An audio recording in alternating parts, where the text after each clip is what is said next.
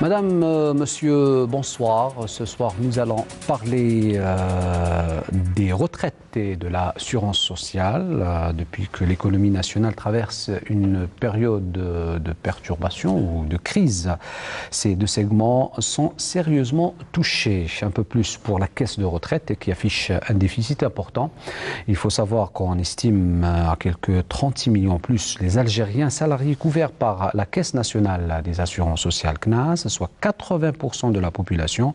À ce chiffre vient s'ajouter celui des assurés de la CASNOS qui a considérablement augmenté. Bien évidemment, les retraités dont le nombre dépasse ou avoisine les 2,8 millions de retraités. Alors beaucoup de questions, notamment et surtout sur l'équilibre financier des caisses de la sécurité sociale. Quel bilan pour les trois et quelle perspective aussi?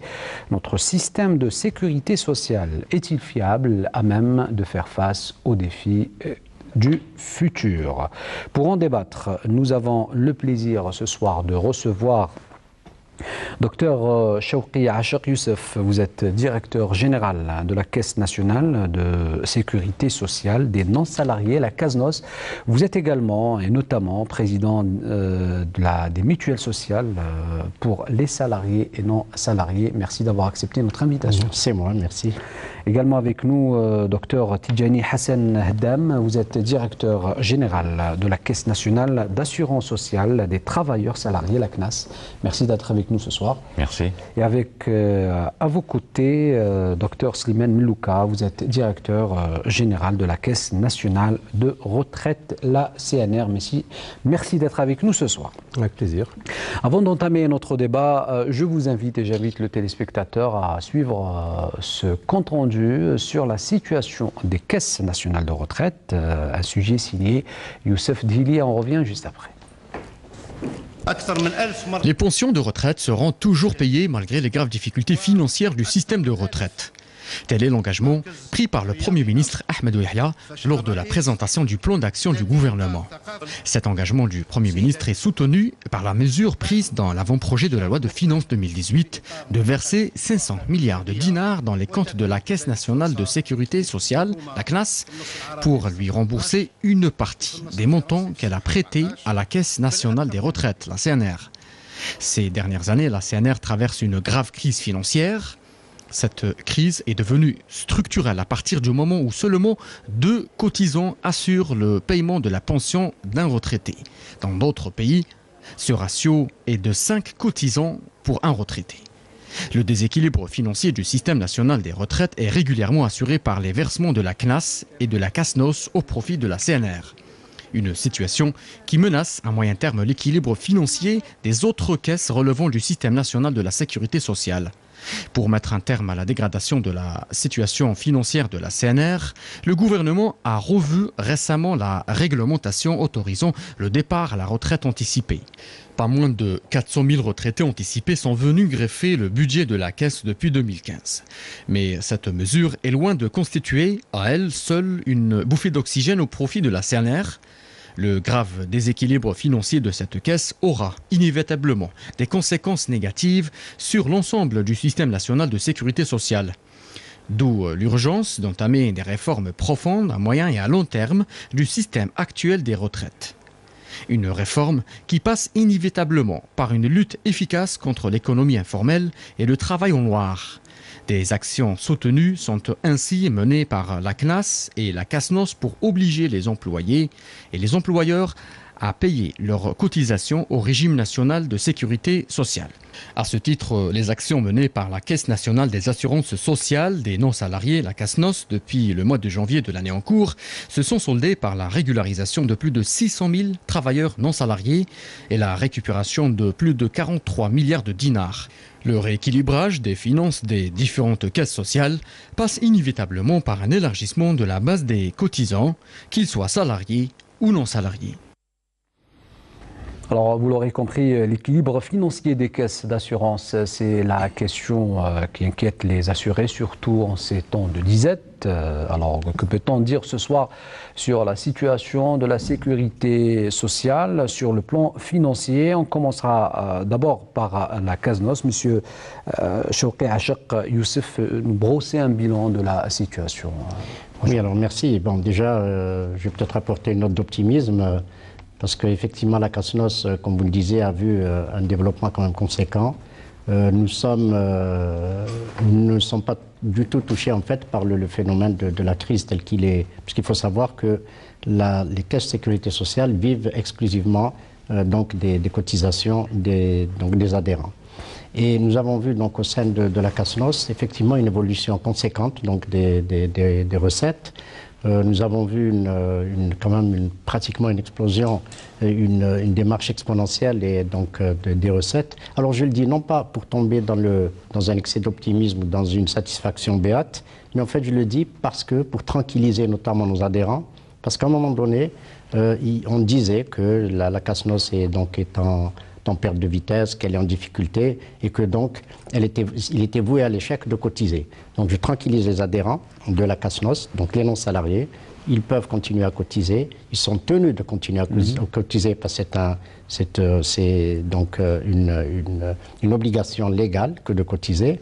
Et puis je dois les remercier aussi parce qu'en fait les gens maintenant ont compris, ils ont compris qu'ils se devaient d'avoir une couverture sociale, aussi bien sur le plan donc la couverture sociale et sanitaire, mais aussi en termes de retraite.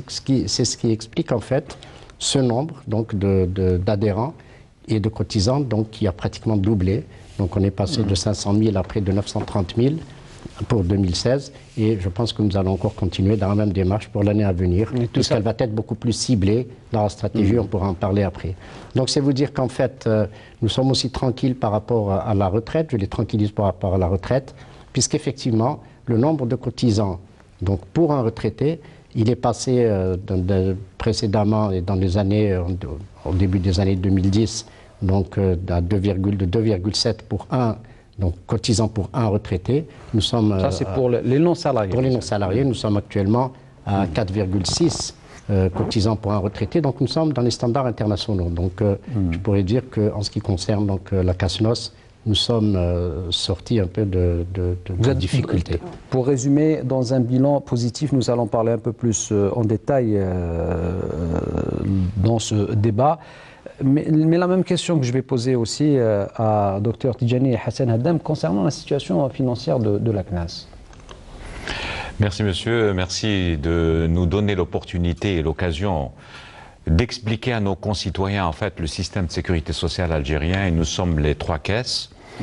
Le système de sécurité sociale en Algérie est un système quand même complet de protection sociale et c'est un des meilleurs au monde quant à la qualité de la prise en charge et quant à la population couverte.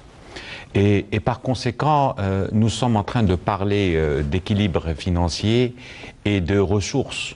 Il faut savoir, et nos concitoyens doivent le savoir, que en fait les prestations qui sont fournies tous les jours à nos concitoyens, nos assurés sociaux et leurs ayants droit proviennent exclusivement des cotisations, que ce soit pour les employeurs ou les salariés. Et par conséquent, pour que la CNAS, pour la Caisse nationale des assurances sociales travailleurs salariés, pour qu'elle puisse se moderniser encore plus, pour qu'elle puisse donner encore des prestations de plus en plus pointues et une prise en charge de plus en plus efficace et efficiente par rapport à nos assurés sociaux, il faut qu'il y ait un recouvrement et il faut qu'il y ait des cotisations et une source de financement. Par conséquent, c'est une occasion pour nous d'expliquer ce système. Ce système de sécurité sociale, il est pérenne, il couvre nos concitoyens et il couvre plus de 35 millions d'assurés sociaux et de leurs ayants droit à travers toute l'étendue et la superficie, toute l'Algérie. Et par conséquent, en ce qui concerne l'équilibre financier de la Caisse, nous sommes à l'aise au niveau de la CNAS. Ce qui a posé un problème ces années dernières, c'est les pensions des retraités. Et pour couvrir les pensions des retraités, pour nos retraités, pour pérenniser les pensions, et l'État est garante de la pérennité du système et elle est garante des pensions servies à nos retraités. Et par conséquent, c'est grâce à la trésorerie de la CNAS qui a pu compenser le déficit qui existe au niveau de la CNR. Mais en termes de recouvrement, on a vu pour la CASNOS, c'est un graphe exponentiel, un schéma exponentiel. Est-ce que c'est le même pour la CNAS en termes de recouvrement? Oui, le recouvrement, vous savez que nous avons dans le cadre de notre vision, et dans notre cas, dans le plan stratégique 2017-2019 pour la CNAS, et grâce notamment à la loi de finances complémentaire 2015, nous avons pu avancer dans le recouvrement. Mais le recouvrement, il faut savoir que le recouvrement des cotisations sociales, un grand travail, un grand chantier, et nous sommes dessus, toute notre organisation, tous nos potentiels humains, toute notre ressource s'est penchée sur le recouvrement, sur la lutte contre le travail informel, et nos agents sont là, notre personnel et notre ressource est là pour que le recouvrement soit efficace. Le recouvrement, c'est la pierre angulaire, parce qu'en fait, il ne peut y avoir de protection sociale ou de système de sécurité sociale s'il n'y a pas un recouvrement efficace. Et par là même, le recouvrement est là, il existe, il est efficace, mais ces dernières années, il ne couvre pas la totalité des besoins des retraités pour qu'il y ait une pérennité de ces retraites pour nos retraités. Et vous avez parlé de retraite, on reviendra justement sur cette question de recouvrement, sur le système en lui-même. Est-ce qu'il faut une réforme profonde? Comment doit être ce système de recouvrement? Mais je me tourne pour l'instant vers vous, Dr Slimane Mlouka. Je présume que la situation pour la CNR est peut-être tout petit peu, ou disons, différente, vu que la Caisse accuse quand même un déficit important. Bonsoir. Il faudrait peut-être, pour que le téléspectateur puisse mieux comprendre un peu la situation, faire un petit remake de ce qui s'est passé durant les 35 dernières années. En fait, aujourd'hui, il faut que le téléspectateur comprenne que la pension de retraite est une pension de substitution par rapport à un salaire qu'il percevait durant un nombre d'années X. Donc, pour revenir à la loi qui a été élaborée en 1983, elle prévoyait à l'époque un départ en retraite à l'âge de 60 ans. Pourquoi? Parce que c'est l'âge qui était un peu hésité dans le monde entier. Et elle a prévu aussi 32 années de service pour avoir un taux maximal qui est le taux de 80% à l'époque. Donc en 1997, il y a eu, le pays a traversé des conditions particulières en matière de finances, ce qui a poussé les décideurs de l'époque de mettre en place un système pouvant rééquilibrer le travail de manière particulière, et c'est ce qui a fait qu'à l'époque, il y avait une dérogation qui a été mise sur pied par l'ordonnance 97-13 dont on parle souvent ces derniers temps, puisqu'elle a été abrogée, et qui a permis donc à des citoyens, aux travailleurs, de pouvoir partir à un âge plus précoce, qui est celui de l'âge de 50 ans, soit avec 32 ans de service, ou avec un nombre d'années suffisant pour pouvoir ouvrir droit, soit un minimum de 20 années. Donc, en 1997, nous avions à peu près quelque chose comme 600 000 bénéficiaires de pensions de retraite. Ce système était équilibré à l'époque. Pour rappel, encore une fois, et en complément de ce qu'a avancé M. le directeur général de la CNAS, il faudrait que le citoyen sache aussi que les retraites sont payées exclusivement, en majeure partie, par les cotisations de sécurité sociale. Donc, de manière globale, la moitié des cotisations versées par l'employé et l'employeur sont dirigées vers la caisse de retraite pour prendre en charge les retraités. Malheureusement, au fil des années, donc, je citais tout à l'heure le nombre de 600 000 bénéficiaires en 1997, dont 11 000 à la fin de l'année 1997 étaient partis dans le cadre de la retraite sans condition d'âge et proportionnelle, c'est-à-dire les nouvelles dispositions de 1997. Nous étions à l'époque dans les 500 et quelques mille retraités qui ont bénéficié du départ à l'âge de 60 ans. Et le reste, bien sûr, c'était les ayants droit. Cette courbe qui était très, très flagrante s'est vue inversée au fil des années, puisqu'en 2017, nous sommes arrivés à 3 millions de bénéficiaires, donc dont 1 million en matière d'ayants droit, et 2 millions en matière de retraités qui sont partis à 60 ans, et 1 million ceux qui sont partis dans le cadre du dispositif de pré-retraite, c'est-à-dire à un âge précoce. Ce qui a engendré un déséquilibre certain, qui risque de durer. Puisqu'au fil des années, je vous explique le système, donc puisque on s'est retrouvé avec un nombre de cotisants qui a pratiquement stagné. Aujourd'hui, le reportage l'a précisé tout à l'heure, nous avons 2 personnes qui cotisent pour prendre en charge une pension de retraite. Ce qui est nettement insuffisant pour pouvoir avoir les fonds nécessaires pour pouvoir prendre en charge toutes les dépenses.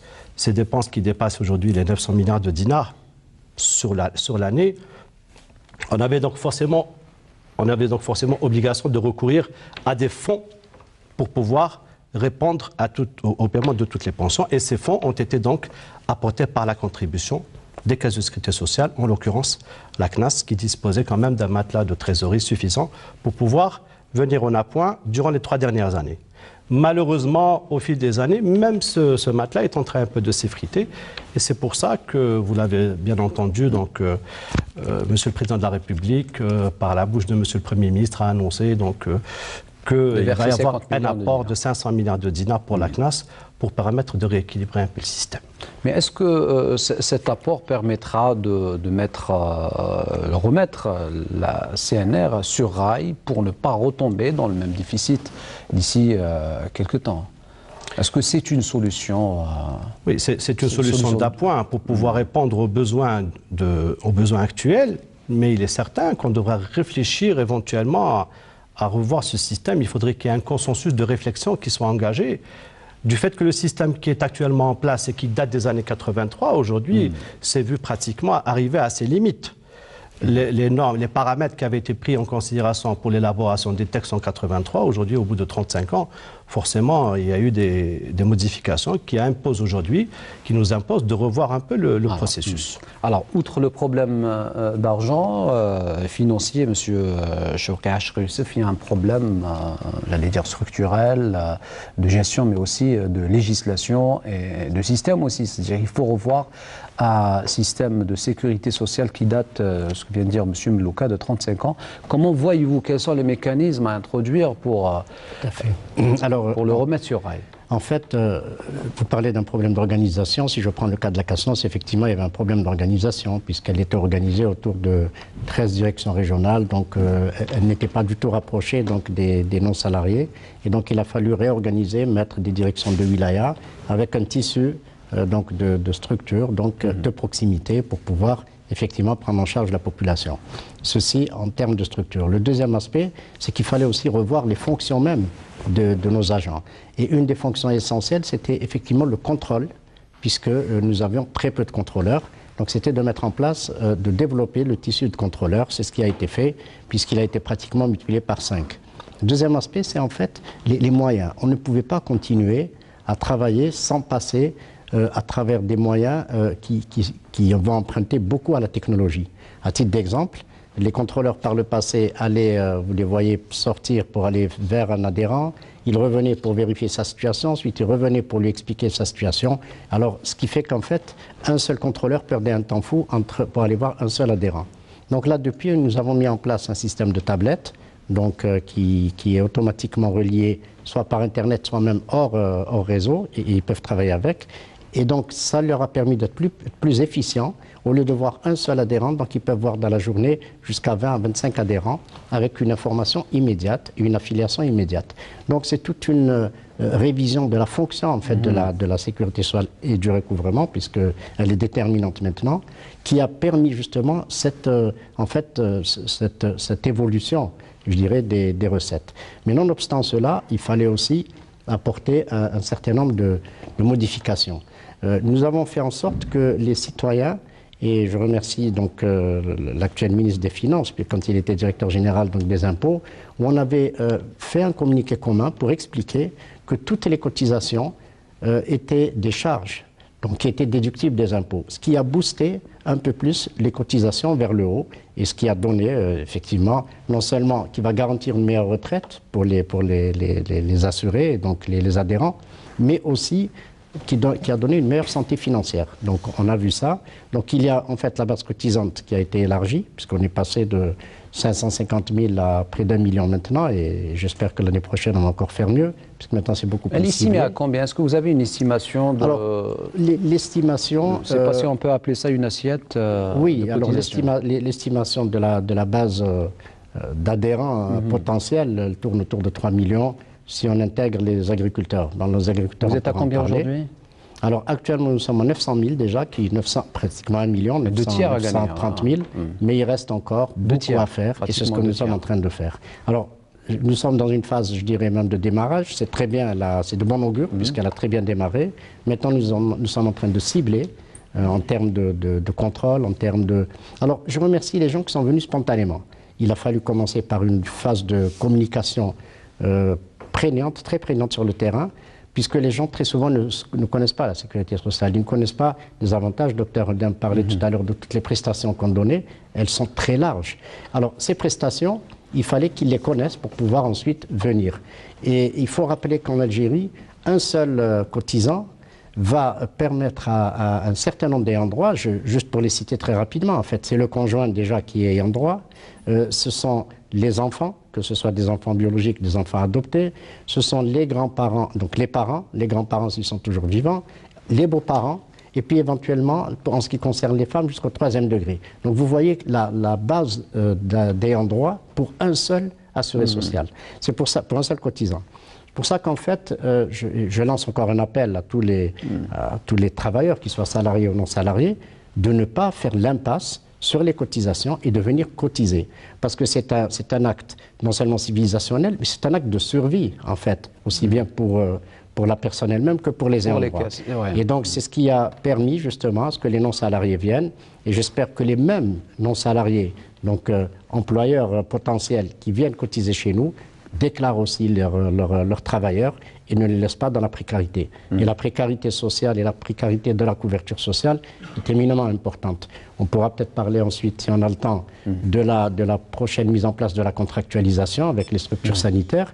Et à ce titre, une personne qui n'a pas une identité, donc qui n'a pas une carte de sécurité sociale, qui n'a pas une carte de démuni, si la personne est démunie, elle est prise en charge par l'État, devra donc s'identifier, devra à ce moment-là payer. Donc c'est vous dire que c'est tout un chantier qui est mis en place, un chantier de la santé qui va accompagner aussi la sécurité sociale, et c'est ce qui fera en fait que nous allons développer encore un peu plus l'activité.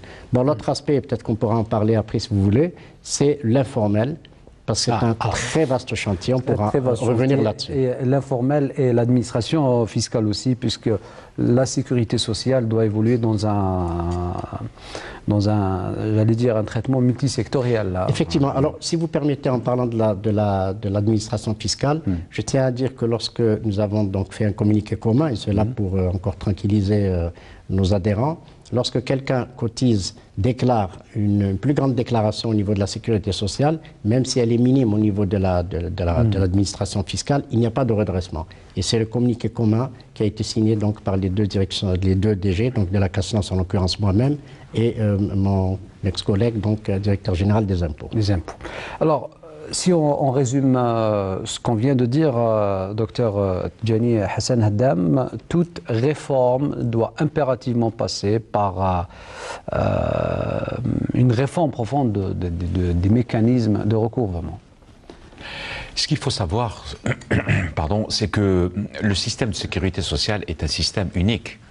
Et nous travaillons de concert avec mes collègues et amis, que ce soit au niveau de la CNR et de la CASNOS, bien sûr sous l'autorité et l'orientation de notre ministre, le ministre du Travail, de l'Emploi et de la Sécurité sociale, pour qu'il y ait un travail de fond, un travail organisationnel et surtout un travail visionnaire.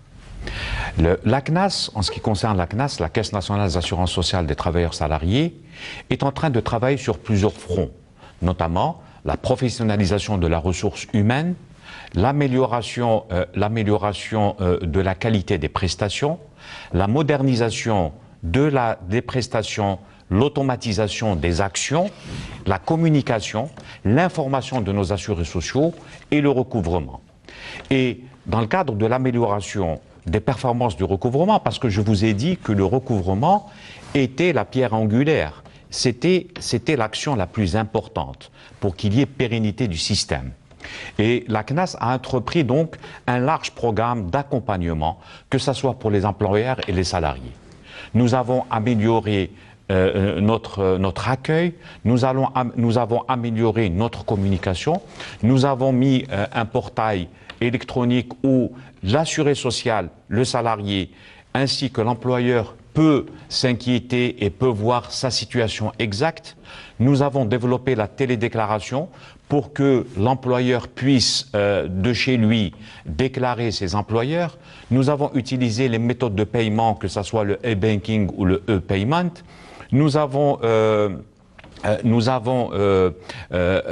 les salariés, nous les avons accompagnés par une communication efficace, efficiente. Nous nous sommes rapprochés des employeurs, nous nous sommes rapprochés des salariés et nous sommes en train de travailler sur le plan organisationnel, sur le plan proximité, sur le plan accompagnement, sur tous les fronts. Et cela pour qu'il y ait une pérennité de ce système cher à nos concitoyens et aux Algériens. Et nous soulignons la décision de son Excellence, Monsieur le Président de la République, qui est une décision extraordinaire, pour que la trésorerie de la CNAS soit reconstituée par l'intermédiaire de ces 500 milliards de dinars.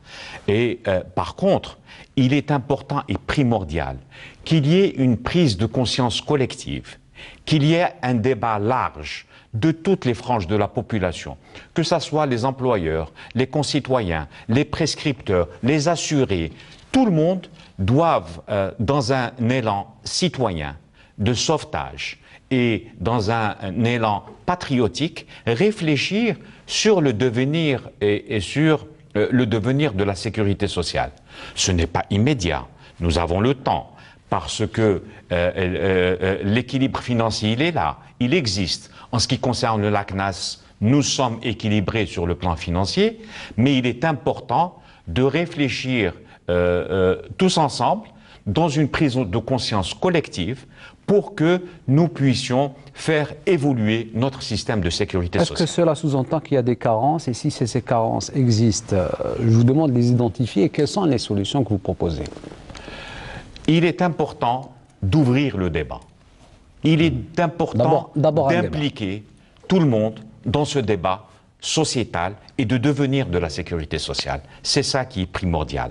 C'est la communication et l'entraide de tous pour que nous puissions évoluer ce système de sécurité sociale.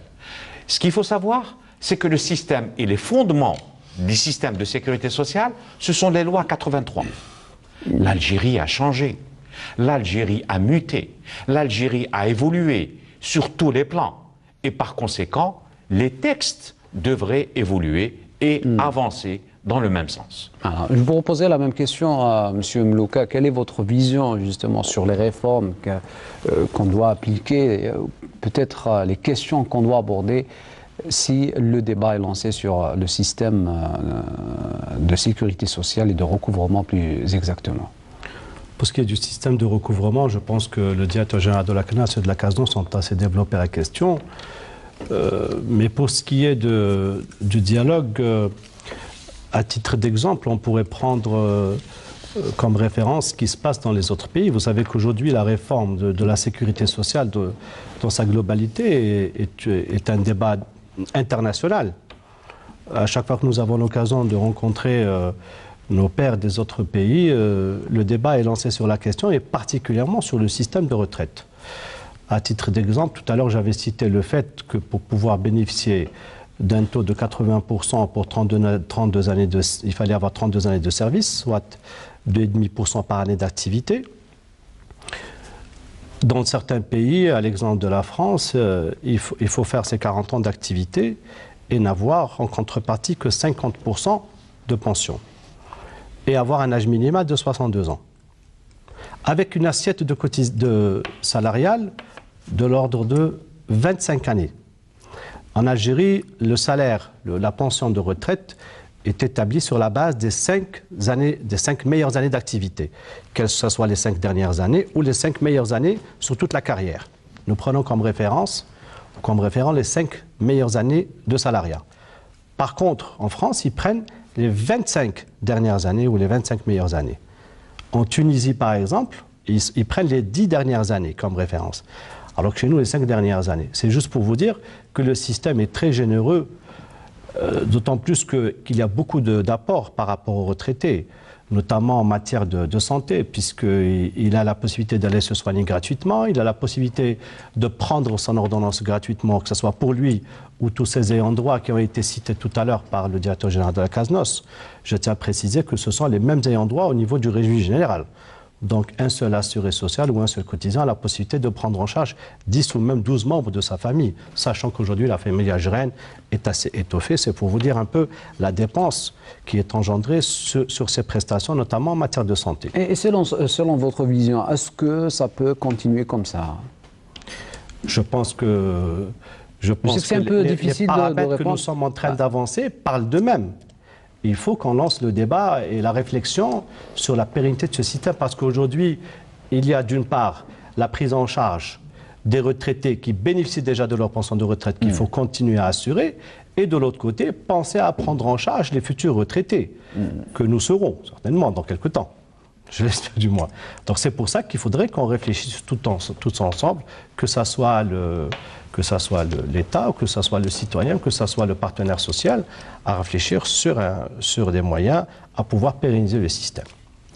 En fait, juste pour compléter un peu, il faut dire aussi que l'espérance de vie a beaucoup évolué. Dans les années 60, elle était autour de 50 ans. Aujourd'hui, c'est un paramètre extrêmement important. Nous sommes à 76 ans, 77 ans. La démographie aussi. Donc, c'est un paramètre important. Je tiens juste à signaler que, par exemple, en ce qui concerne la CASNOS, l'âge de départ à la retraite est à 65 ans. Il n'y a que 40% qui partent à 65 ans. C'est vous dire que tout le reste, je pense qu'il y avait une plaque qu'on avait vue tout à l'heure. Donc 40% qui partent à l'âge légal de la retraite et les 60% qui partent bien après l'âge légal de la retraite. C'est vous dire qu'en fait, l'espérance de vie ayant augmenté, les gens préfèrent continuer à travailler pour avoir en plus un plus grand nombre d'années de cotisation. Donc ce sont des paramètres qui ont permis en tout cas effectivement à la CASNOS d'avoir une branche de retraite très à l'aise et de pouvoir fonctionner. Et le deuxième aspect, c'est que par le passé, les gens avaient une petite retraite. L'État a pris la décision justement de faire en sorte d'élever ces retraites-là. Il y a eu donc un complément différentiel qui a été versé par l'État pour ces gens-là. Donc maintenant que les cotisations sont plus importantes, et là en tout cas je parle des non-salariés, c'est une manière en fait de diminuer aussi les transferts sociaux de l'État, et les gens l'ont très bien compris, en tout cas pour avoir une meilleure retraite, donc ils cotisent mieux, et c'est un aspect aussi qui va faire en sorte que l'État n'aura pas trop de charges, déjà que les transferts sociaux de l'État sont énormes actuellement. Allez-y, monsieur.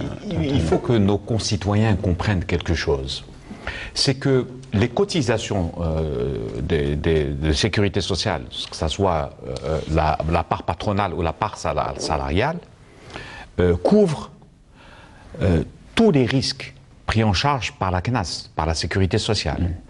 Et l'Algérie est un des rares pays qui couvre tous les risques. On est un des systèmes de protection sociale, de systèmes de sécurité sociale des plus performants. Et donc, par conséquent, on prend en charge l'assurance maladie, maternité, le décès, l'invalidité, les accidents de travail et maladies professionnelles. Et non seulement nous faisons des prestations, nous donnons des prestations, nous avons fait évoluer et nous avons mis en place le tiers payant, où l'assuré social et donc le concitoyen algérien n'avance pas les frais pour les médicaments, pour les cliniques d'hémodialyse, pour les cliniques de chirurgie cardiaque, avec les lunetiers, avec l'ONAF. Nous couvrons aussi les retraités. Il faut savoir que le budget pour la retraite, c'est à peu près 900 milliards de dinars, comme ça a été souligné. C'est 9 milliards de dollars. C'est à peu près 9 milliards de dollars. C'est immense. C'est le budget d'un pays. Et par conséquent, il est important de savoir que l'Algérie est un des rares pays où la sécurité sociale et la protection sociale ne se fait qu'avec les cotisations, exclusivement avec les cotisations de sécurité sociale. Il y a dans les autres pays, sous d'autres cieux, d'autres sources de financement de la sécurité sociale. Est-ce qu'il y a moyen de que les ça introduire soit en Algérie? pour la taxe, les taxes en ce qui concerne les différentes taxes, une aide de l'État, d'autres revenus. Et par conséquent, nous devons réfléchir ensemble à faire évoluer ce système. Donc introduire des taxes pour aider la Caisse nationale de retraite, la Caisse nationale d'assurance à avoir plus d'argent. Il y a quand même une taxe sur la fiscalité pétrolière, je ne sais pas, c'est 2%. 3% qui permet à la Caisse nationale de retraite... Non, cette taxe, en fait, qui était de l'ordre de 2%, qui avait été instaurée par M. le Président de la République en 2006 et qui a été revue à 3%, aujourd'hui nous a permis d'avoir une trésorerie qui est gardée pour les générations futures. Mais avec la baisse des prix du pétrole, je présume qu'elle aussi, elle est affectée. Elle n'est pas tout affectée parce qu'en fait, c'est une taxe sur la fiscalité pétrolière. Donc, mais ce qui est certain, c'est que pour le moment, ce fonds n'a pas été touché. Parce qu'il est prévu, initialement, il était prévu pour qu'il soit utilisé pour les générations à l'avenir et non pas dans l'immédiat. Sachant que nous avons uniquement un recul de 10 années sur ce fonds. Mais par contre, je voulais revenir en arrière sur la pension de retraite aujourd'hui et par rapport à l'abrogation de la pré-retraite qui a fait couler beaucoup d'encre. Vous savez que ce système a été mis en place en 1997 et en 2006, déjà 2007, la caisse de retraite à l'époque a tiré la sonnette d'alarme et on avait parlé, on avait engagé la réflexion sur l'abrogation de ce dispositif à l'époque. Malheureusement, il y a eu beaucoup de résistance à cette réforme. Et elle a mis 10 ans pour être abrogée parce qu'en 10 ans, ça a tellement évolué de manière négative par rapport aux finances qu'on a été obligé à un certain moment donc, de l'abroger. Et quand on est passé à l'abrogation, on nous a fait le reproche pourquoi il ne fallait pas encore attendre plus longtemps. Aujourd'hui, nous parlons de revoir le système dans sa globalité. Et on le dit aujourd'hui parce que dans 10 ans, on va nous reprocher le fait de ne pas avoir réfléchi à la question beaucoup plus tôt. Aujourd'hui, nous sommes en train de tirer la sonnette d'alarme et sensibiliser un peu tout le monde par rapport à ces cotisations, par rapport à ces déclarations. On revient encore à l'informel dont on parlait tout à l'heure et à l'emploi. Donc il faudrait qu'on parle de l'État qui injecte de l'argent dans la CNR, c'est carrément les limites. Hein. L'État est en train d'injecter parce que l'État a pris l'engagement de prendre en charge les pensions de retraite, quelle que soit la situation. Il s'agit d'une frange de la population qui est très sensible. Il s'agit d'une frange de la population qui dépasse les 20 à 30% de la société. Donc l'État se doit de pérenniser le système et de prendre en charge, en attendant bien sûr de trouver les solutions appropriées. Alors, parmi les problèmes auxquels sont confrontées les caisses nationales, tout type confondu, c'est le problème de l'informel, M. Achak Youssef, qui pèse lourdement sur la question du recouvrement. Je pense que c'est un problème intersectoriel. Oui, alors l'informel ne pèse pas lourdement que sur la sécurité sociale, il pèse lourdement sur l'économie du pays. En fait, c'est une manière de déstructurer en fait une économie. Alors, il est très difficile en fait déjà de définir l'informel, de le cibler, de le ramener. Je pense que la seule manière de formaliser l'informel, c'est de faire passer par le biais de la sécurité sociale. Vous savez, quelqu'un qui sait qu'il peut avoir une couverture sociale, qu'il peut avoir... Parce que l'informel est toujours précaire. On est dans l'informel, il y a une précarité, parce qu'à tout moment, le métier qu'on fait peut très bien péricliter, on peut être en difficulté, notamment pour l'informel, dans le système du commerce notamment. Donc ce sont des personnes qui risquent à un moment donné d'être dans la précarité, de ne pas avoir une retraite, de ne pas avoir une couverture sanitaire et sociale. Donc je pense qu'il faut absolument passer par ce volet social, et donc de protection sociale, et par la sécurité sociale. Nous nous attelons à ça en fait. Il est difficile de le cibler parce qu'ils ne sont pas connus, ils ne sont pas inventoriés, on ne les retrouve pas au niveau donc du centre du registre de commerce, le CNRC, on ne les retrouve pas au niveau des artisans, ce sont des personnes qui travaillent un peu partout. Et je m'adresse à eux justement parce que je me suis beaucoup adressé à eux à travers les différents médias. C'est de leur dire absolument de venir. Vous savez, vous avez l'informel, c'est quoi en fait? Ça peut être le maçon qui travaille à son compte, ça peut être le plombier, l'électricien qui passe dans la rue, ça peut être le vendeur qui a un étalage quelque part, ça peut être la personne, l'artisan, mais qui n'est pas visible. Tout cela ont la possibilité de se formaliser.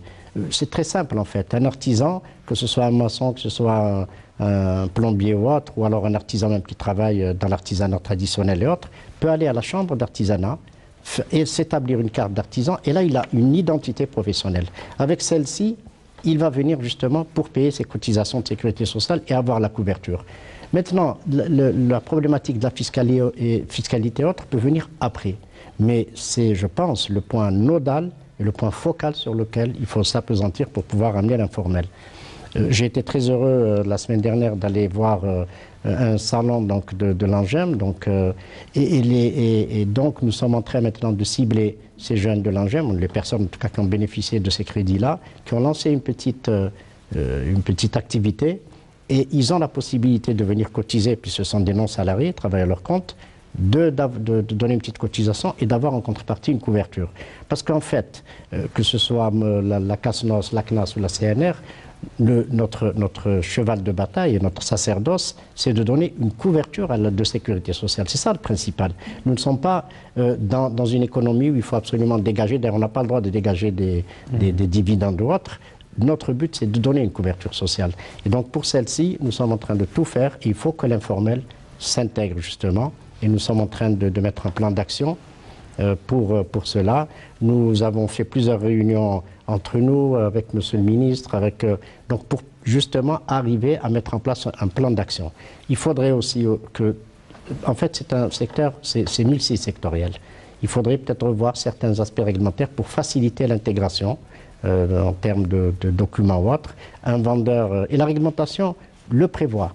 Si, par exemple, nous envoyons des contrôleurs, à partir du moment où ils définissent qu'il y a une activité qui est faite par ces personnes-là, donc une activité qui a donc des revenus, forcément, ils sont affiliés d'office. Sur cette base aussi, les différentes structures peuvent faciliter, peuvent leur donner leur carte d'artisan, la carte d'agriculteur, le vendeur de l'étalage, donc le vendeur ambulant peut aller à l'APC qui lui donnera une autorisation. Et c'est autant de documents qui le rendent visible. Et cette visibilité lui permet en fait d'avoir toute la couverture sociale et sanitaire, mais aussi ensuite rentrer graduellement dans le formel, devenir citoyen à part entière et payer donc ses impôts. Donc vous voyez que la problématique de l'informel, elle n'existe pas qu'en Algérie. Mais nous avons les moyens, puisque nous avons un système de sécurité sociale qui peut justement engranger tout l'informel et à travers donc une reconnaissance, une couverture sociale, les intégrer dans l'aspect économique, dans la sphère économique réglementaire et réglementée. Donc je pense que c'est la meilleure approche pour justement maîtriser l'informel. Et ce sera autant de cotisants qui vont venir. Et il faut rappeler que ces cotisants-là, qui vont se formaliser, vont avoir avec eux aussi des salariés qui eux aussi vont atterrir au niveau donc de la CNAS, ce qui va nous élargir la base de cotisants et de contributions, aussi bien sur le plan financier que sur le plan du dénombrement, donc du nombre. Et je pense que c'est ça la problématique de l'informel, et nous avons les moyens d'y aller, nous avons la volonté d'y aller, en tout cas nous à la sécurité sociale. Il faudrait, et je pense que nous sommes en train de voir avec les différentes institutions, pour élaborer justement des textes qui facilitent leur intégration. Et je crois qu'elle est relativement difficile, c'est sûr, mais en tout cas, elle est facilement atteignable, je dirais. Je ne sais pas si on a une estimation du manque à gagner concernant le poids de l'informel sur les différentes caisses, notamment sur la caisse, la CNAS. La situation exacte, je ne pense pas que nous ayons une vision, une vue véritablement quantitative. Mais ce qu'il faut savoir, c'est que nous avons une part de responsabilité, que ce soit le citoyen ou l'employeur, et c'est une responsabilité de tous. Le citoyen qui accepte de travailler sans être déclaré, qui travaille sans se conformer à la loi, l'employeur qui ne déclare pas ses travailleurs, qui ne déclare pas en fonction de l'assiette de rémunération exacte. Et cette éthique, cette normalisation, nous devons y évoluer et rapidement. Je parlais de conscience collective. C'est là la conscience collective. Peut-être avec des moyens un peu plus coercitifs. Coercitifs. En fait, nous sommes en train de traquer de travailler toujours à la recherche de l'informel en ce qui concerne la CNAS. Et nous avons développé nos programmes d'opérations de contrôle à travers le territoire national dans le cadre de la fraude parafiscale, auxquelles sont ajoutées des missions effectuées de nuit, de week-end. Nous sommes en train de mutualiser nos moyens. Nous sommes en train de faire des sorties CNAS-CASNOS en utilisant tout le potentiel humain qui se situe à plus de 800 contrôleurs, que ce soit pour des deux caisses, qui travaillent de jour et de nuit, de week-end, et qui sont là pour traquer l'informel. Nous avons mis un nouveau système de contrôle dans le cadre des brigades mixtes, que ce soit CNAS, CASNOS ou l'inspection générale du travail, du ministère du Travail, de l'Emploi et de la Sécurité sociale. Et nous travaillons toujours pour améliorer la détection de l'informel et pour traquer l'informel dans notre pays. Alors, je présume qu'il ne nous reste pas beaucoup de temps, peut-être un quart d'heure, revenir sur le futur proche. Et je commence avec vous, docteur Tidjani Hassan Haddam, sur la capacité de la CNAS à honorer ses engagements vis-à-vis des citoyens. Beaucoup de craintes ces derniers temps, notamment avec la crise, cet avenir, entre parenthèses, incertain par rapport au prix du pétrole. Est-ce qu'il n'y a pas risque de voir de mauvaises surprises concernant les prestations que vous accordez aux citoyens? Je ne pense pas. Je pense que nous devons rassurer. Et je suis venu avec un langage d'apaisement et de dire qu'il n'y a pas de relation entre les revenus pétroliers et la prise en charge de nos concitoyens en ce qui concerne la sécurité sociale. Vous savez, nous avons une chance inouïe, c'est d'être dans un pays éminemment social. Et ça a été rappelé à maintes reprises par son Excellence Monsieur le Président de la République lors des conseils des ministres. Et par conséquent, notre pays restera social. Notre pays restera dans la protection sociale et dans la sécurité sociale et dans la prise en charge de la sécurité sociale. Je vous ai dit que nous ne sommes pas dans l'alerte rouge. Nous sommes dans un moment où il faut réfléchir pour donner un avenir meilleur, pour que nous ne puissions pas évoluer vers des situations qui pourraient mettre en péril l'équilibre du système. Actuellement, ce qu'il faut dire à nos concitoyens, c'est que l'équilibre existe. L'équilibre en ce qui concerne les rentrées et les sorties de l'argent existe, que ce soit pour les prestations à nos assurés sociaux ou pour la pérennité en ce qui concerne les pensions de retraite, en ayant bien sûr une aide de l'État. Quelles sont les perspectives? Les perspectives, c'est d'abord réfléchir ensemble sur l'évolution de ce système. C'est introduire une méthode de plus en plus moderne, de plus en plus transparente quant à la gestion des cotisations des assurés sociaux, et nous sommes en train de travailler là-dessus. Vous savez, nous avons un plan stratégique 2017-2019 qui nous fait avancer et qui nous fait mettre en place des systèmes managériels et un système managériel de qualité pour que l'assuré social ait toujours les meilleures prestations, le meilleur accueil, avec un bon accompagnement en ce qui concerne la communication. Alors, pour résumer aussi, peut-être on vous laissera le dernier mot, M. Hachri Youssef. Donc, si on a bien compris, il ne faut pas s'inquiéter. Donc, votre message aux citoyens algériens qui nous écoutent, il n'y a pas lieu de s'inquiéter, notamment et surtout concernant le paiement des retraites. Vous avez parlé tout à l'heure des objectifs et de l'amélioration de la qualité de prestation qui doit être servie aux citoyens. Je me permets encore une fois de revenir en arrière pour vous dire qu'en 2007, la Caisse avait traversé une période de turbulence. C'est pour ça d'ailleurs que nous avons attiré l'attention par rapport à l'abrogation du dispositif à l'époque. Et malgré cela, beaucoup d'apports a été donné aux retraités puisqu'il y a eu des revalorisations qui ont été octroyées avec des taux très importants qui sont partis jusqu'à 30% pour pouvoir améliorer la qualité de vie du retraité. Aujourd'hui, l'objectif n'est pas uniquement d'assurer le paiement des retraites.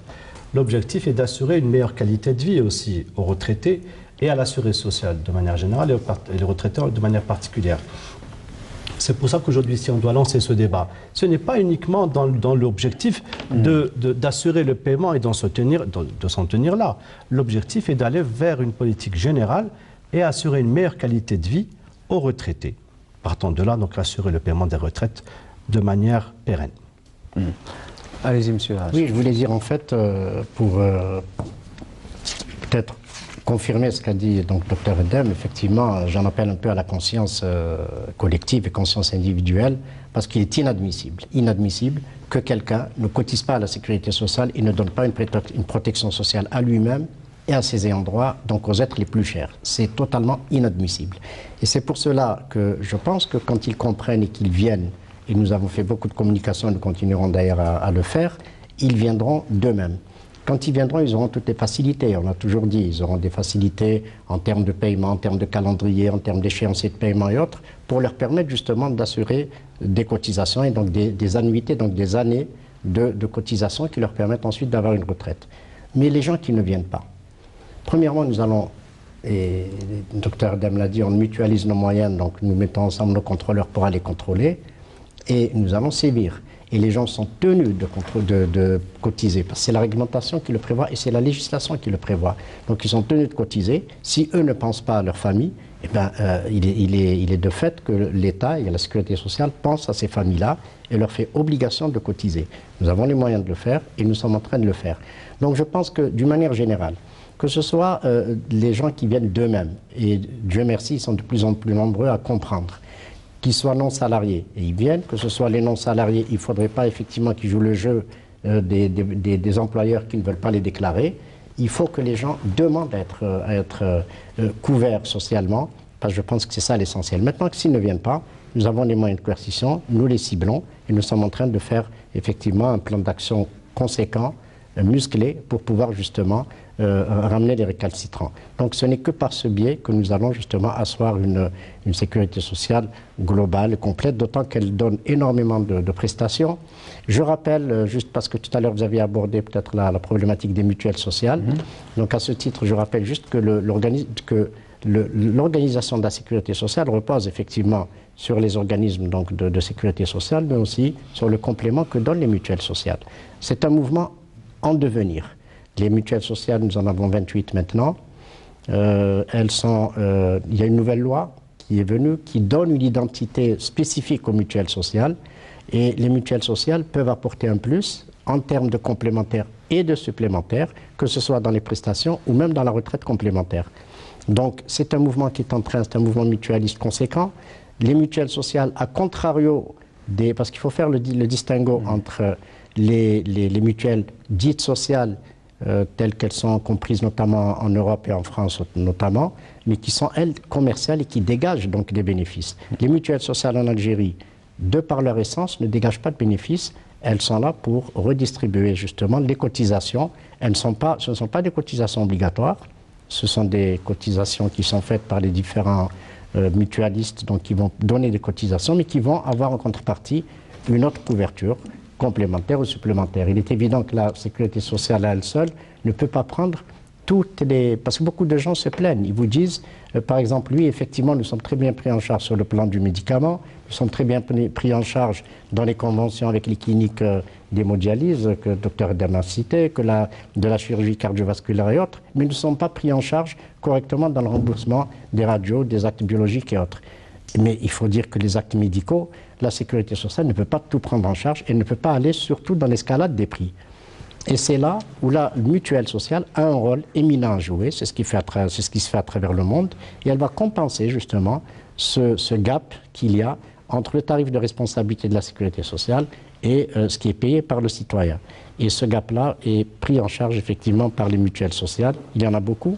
Nous avons actuellement pratiquement 1 200 000 mutualistes, mais il faut absolument que ça devienne une culture justement de la mutuelle sociale, comme maintenant il y a la culture de la sécurité sociale. Et je pense que là aussi, je tenais à le dire parce que c'est un pan important justement de la prise en charge de l'édifice de la protection sociale, de la sécurité sociale. Je pense que les mutuelles sociales aussi ont un rôle éminent à jouer. D'ailleurs, je les salue parce que je suis président du Conseil national des mutuelles sociales. Elles font beaucoup sur le terrain et elles sont en train de se redéployer. Je pense qu'il serait nécessaire un jour de faire une émission sur cela pour justement faire connaître la mutualité sociale. Je pense qu'il faudrait rebondir, parce que vous avez touché du doigt le complémentaire. Pour parler de la retraite complémentaire, vous avez beaucoup plus focalisé sur les mutuelles, alors que vous avez omis l'aspect de la retraite complémentaire. C'est vrai que vous en avez tellement parlé que vous ne pouvez pas tout citer.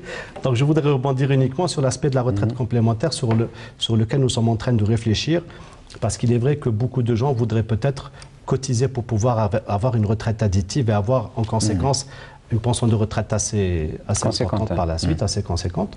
Donc le processus est en train d'être réfléchi pour nous permettre d'avoir des cotisations supplémentaires et avoir donc à moyen ou long terme la possibilité de prendre en charge des pensions, des retraites complémentaires. Retraite complémentaire qui est un acquis, il faut le rappeler, monsieur Slimane Menlouka, docteur Slimane Menlouka, donc directeur général de la Caisse nationale de retraite, la CNR. Merci d'avoir participé à ce débat.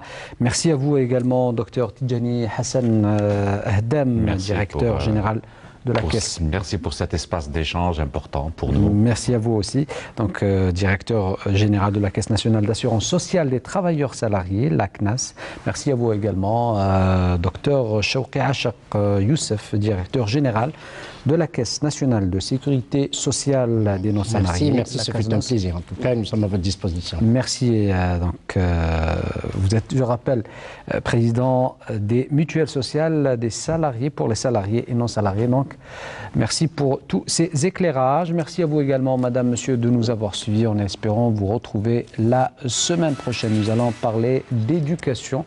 Je vous retrouve donc la semaine prochaine. Je vous dis au revoir et bonne soirée.